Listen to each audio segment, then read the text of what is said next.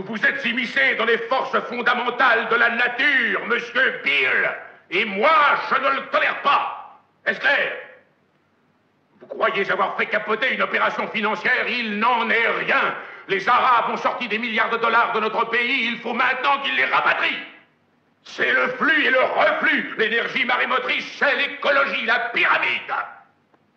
Vous êtes un dinosaure qui pense en termes de nation et de peuple. Il n'y a pas de nation, il n'y a pas de peuple, il n'y a pas de Russe, il n'y a pas d'Arabe, il n'y a pas de tiers-monde, il n'y a pas d'Occident. Il n'y a qu'un seul, unique, sacro-saint système de systèmes. Une vaste et immanente série d'interactions et d'entrelacs à multivariation multinationale, la domination par le dollar. Pétrodollar, électrodollar, multidollar, Reichsmarks, rands, roubles, francs, l'argent. À l'échelon international, c'est le système de la devise qui détermine et régit l'influx de vie sur cette planète. Voilà ce qu'est l'ordre des choses aujourd'hui. Et c'est ça, la structure atomique et subatomique, la constitution cosmique des forces d'aujourd'hui. Et vous avez modifié les forces fondamentales de la nature. Et vous allez expier. Me fais-je bien comprendre, monsieur Bill? Vous faites irruption dans la petite boîte, la lucarne. Vous hurlez et pleurez sur l'Amérique et la démocratie. Il n'y a pas d'Amérique. Il n'y a pas de démocratie. Il y a seulement IBM et ITT et AT&T et DuPont, Dow, Union Carbide et Exxon. Ce sont les nations du monde d'aujourd'hui. De quoi croyez-vous que parlent les Russes en Conseil d'État? De Karl Marx?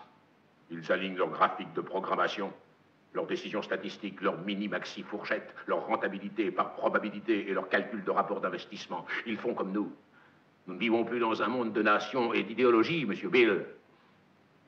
Le monde est un saint collège de corporations, inexorablement déterminé par les immuables ukases des affaires.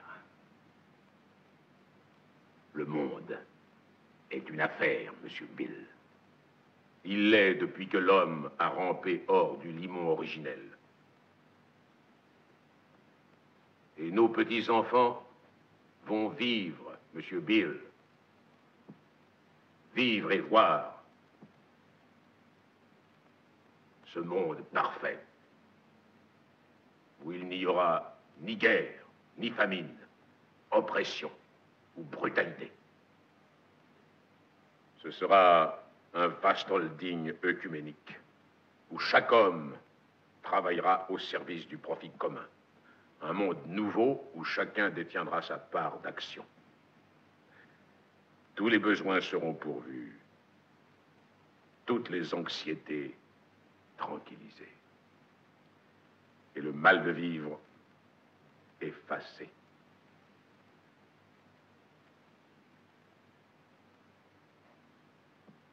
Et je vous choisis, vous, monsieur Bill, pour prêcher cet évangile.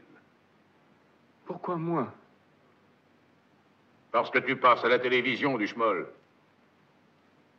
Un immense public de 60 millions de gens te regarde du lundi au vendredi. J'ai vu la face de Dieu. Il se peut que vous disiez vrai, monsieur Bill.